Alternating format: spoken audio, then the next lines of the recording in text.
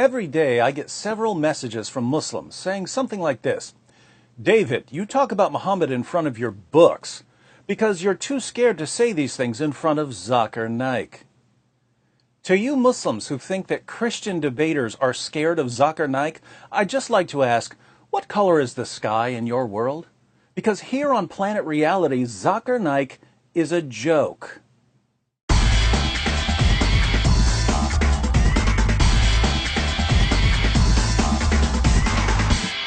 Zakir Naik is a joke, and I'm not saying that because I disagree with him. I'm saying it because he's a complete joke. Let me give you 3 quick reasons. First, Zakir Naik portrays himself as a champion debater, but he's never faced one actual Christian debater in his entire career. Compare Naik with someone like Shabir Ali. Shabir Ali has debated William Lane Craig multiple times. He's debated James White multiple times. He's debated Jay Smith multiple times. He's debated Mike Licona multiple times. He's debated Tony Costa multiple times. He's debated me multiple times. He's debated Sam Shamoun and Samuel Green and Jonathan McClatchy and Nabil Qureshi. Shabir Ali obviously isn't scared to face experienced Christian debaters. Look up Zakir Naik's debates and you'll find that he's debated a handful of people you've never heard of. The only person Zakir Naik has ever debated that I've even heard of was William Campbell. And William Campbell wasn't a debater, he was a writer. Naik knew he wasn't a debater. That's why he agreed to debate him. Naik only agrees to face people who either have no debate experience or know nothing about Islam. Those of us who debate regularly and who deal with Islam regularly, Naik won't come near us. And we've been challenging him for years. Here's a debate challenge we sent him nearly 8 years ago. I've challenged him to debate. James White has challenged him to debate. Sam Shamoun has challenged him to debate. Nabil Qureshi has challenged him to debate. And do you know what he says when we challenge him to debate? He says, you have to guarantee that you will show up to the debate with 10,000 people. Now, that's a strange demand. If you look at Zakir Naik's other debates with Christians, they didn't have to bring 10,000 people to the debate. In the 2 Zakir Naik debates I've clicked on, there were only a couple hundred people in the audience. Why did Zakir Naik debate them? I was recently watching one of Naik's Q&A sessions, and a Christian woman was at the mic. And Zakir Naik said that if she wanted to debate, they could set up a debate. Ask your question in 2 or 3 sentences. If it is more than 2 or 3 sentences, yes, it becomes a lecture. If you want to have a lecture, yes, sure. If you want to have a debate also, we can arrange. Can you? Okay. You can come to Bombay. Right. No, it's not Bombay. I'm in the Gambia. Why was Zakir Naik trying to set up a debate with a random woman who stepped up to a mic at a Q&A session? By the way, right after he challenged her to debate, he changed his mind and said that he refuses to debate women. Then he said that he would be happy to debate a religious scholar. But once again, Naik didn't say anything about bringing 10,000 people to the debate. Why does Zakir Naik's 10,000 people rule only come into play when he's challenged by people who debate regularly? If some local pastor no one's ever heard of agrees to face him, suddenly Naik is ready to debate, even if the pastor shows up with no one. This is the age of the internet. Millions of people can watch a debate online. Zakir Naik could have a debate with a Christian in a hotel room and people around the world could watch it. Why does he selectively apply his 10,000 people rule? Because he knows that in America, most Christians have no idea who he is, so they're not going to come out by the thousands to see him debate. He knows that Christian debaters aren't going to rent the Superdome to face him because we think he's a joke. So he made up a rule that he only applies to avoid actual debaters. Why? Because he's a complete, utter, total coward, and he knows that his arguments would be destroyed by any experienced Christian debater. And what do Muslims say when we point this out to them? Oh, Zakir Naik refuses to face you debaters because you're beneath him.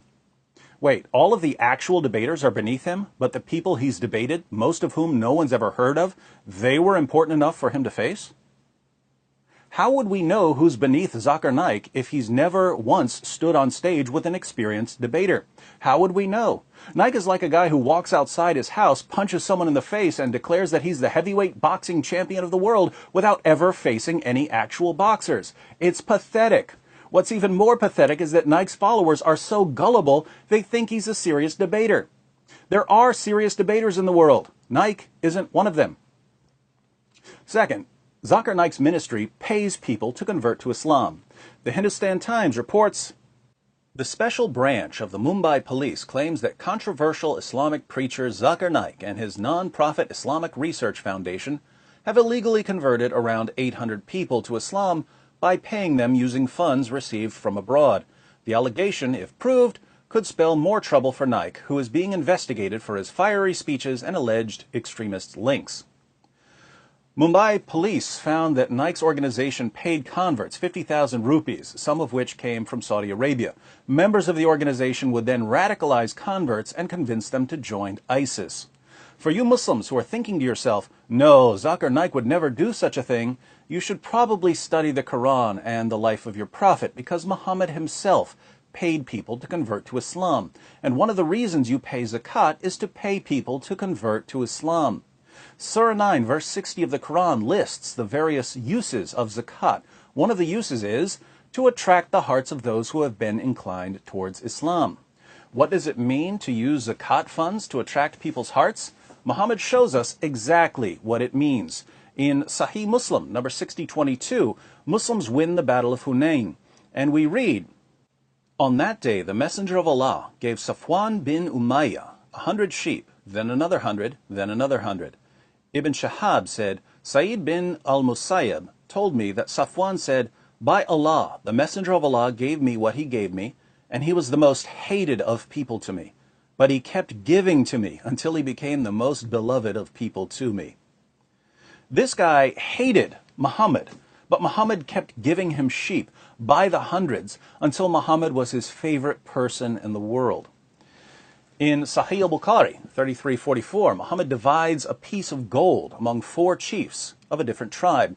We read, "So the Quraysh and the Ansar became angry and said, he, i.e. the Prophet, gives to the chiefs of Najd and does not give to us. The Prophet said, I give to them so as to attract their hearts to Islam." He was giving them gold to attract their hearts to Islam. Nearly 14 centuries later, Zakir Naik is doing the same thing. Muslims should be proud of Naik for imitating his prophet by bribing people to convert when his arguments fail miserably. Third, a few years ago, when I was watching some of Zakir Naik's talks to get some video clips for some shows, I was impressed that so many Muslims showed up to hear him speak when the talks were in English. I know a few Christians from one of the areas he was speaking in, and I said to them, it's cool that wherever Zakir Naik goes, there are so many Muslims there who speak English. They said, oh, lots of the Muslims who show up don't speak English. I said, why do they show up? Just to be close to Naik? They said, no, the Muslim leaders bring them in to cheer. They tell the Muslims who don't speak English to cheer loudly whenever they hear other Muslims cheering. Now think about this. Zakir Naik's organization has to bring in Muslims who have no idea what he's saying to cheer for whatever he says. Why? Because they understand that many Muslims, and even some non-Muslims, don't know enough about what he's saying to know if his arguments are good or bad. But if enough people are cheering for what he says, gullible audience members will assume that he must be right.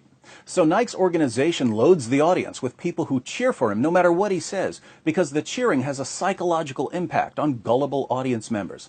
This is the Islamic version of a laugh track for a comedian who isn't funny. And let's face it, a laugh track would be much more appropriate for a Zakir Naik lecture than for a comedian.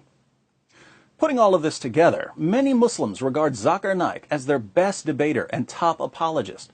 Who is Zakir Naik? He's someone who pretends to be a champion debater even though he's a complete coward who instantly backs down from every single experienced Christian debater who challenges him. He's someone who pays people to convert to Islam just as his prophet paid people to convert to Islam. And he has to bring in cheerleaders to tell his fans when to cheer even though they have no clue what he's saying, all so he can trick ignorant, naive, easily manipulated audience members into thinking that he's presented a serious case for Islam. Zakir Naik is a joke. He's always been a joke. He'll always be a joke. If this is, as many Muslims claim, the best apologist Islam has to offer out of 1.6 billion Muslims in the world, what does this tell us about Islam? Of course, there's much more we could say about Zakir Naik. If you'd like to know more about why he backs down from debaters, click on this video by Nabil Qureshi, where Nabil examines just 5 minutes of a Zakir Naik lecture and finds 25 mistakes. You heard me correctly. Over a 5-minute period, Zakir Naik averages 1 mistake every 12 seconds.